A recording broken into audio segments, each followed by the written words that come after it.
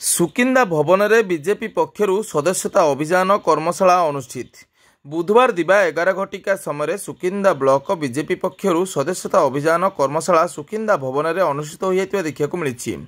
BJP Jajpur जिला उपसभापति पुष्पक महापात्र अध्यक्षतार अनुष्ठित कर्मशाला मुख्य अतिथि भाव सुकिंदा निर्वाचन मंडली प्रभारी दीप्तिरेखा मिश्र, जिला साधारण संपादक सुदीप्त पंडा जोग देथिले।